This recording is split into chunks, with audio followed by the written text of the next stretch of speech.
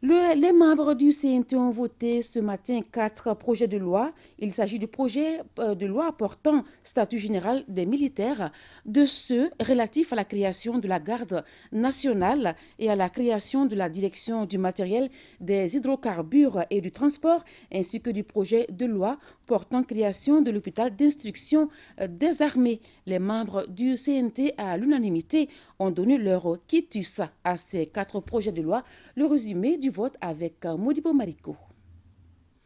La montée en flèche de l'armée accompagnée par l'arsenal des lois qui va avec 4 projets de loi, parmi lesquels la loi portant création de la direction du matériel des hydrocarbures et du transport, la loi relative à la création de la garde nationale, celle portant création de l'hôpital d'instruction des armées ainsi que la loi portant statut général des militaires.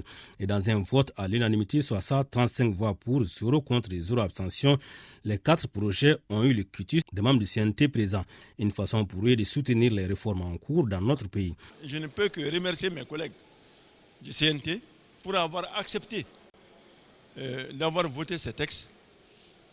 Vous avez un ministre de la Défense qui est sur la brèche à tout moment.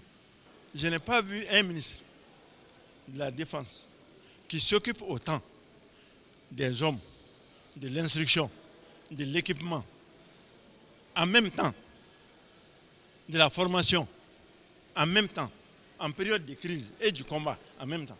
Je n'ai jamais vu.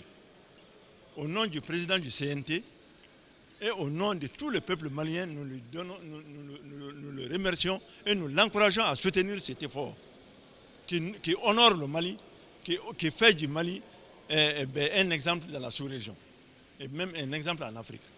Pour ce qui est de la loi portant création de la direction du matériel, des hydrocarbures et du transport des armées, elle est motivée par l'augmentation de l'effectif et du potentiel logistique.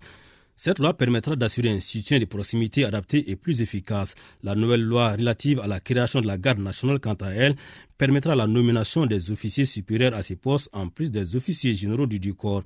Pour ce qui est de la loi portant création de l'hôpital d'instruction des armées, elle a pour but de compléter la chaîne d'évacuation des forces en opération et améliorer les conditions de prise en charge socio-sanitaire des populations.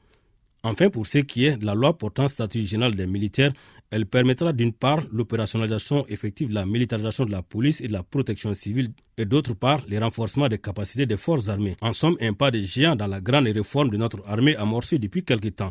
Vous avez voté la présente loi car vous avez été convaincu par la vision qu'elle exprime et par les ambitions qu'elle porte pour notre armée nationale.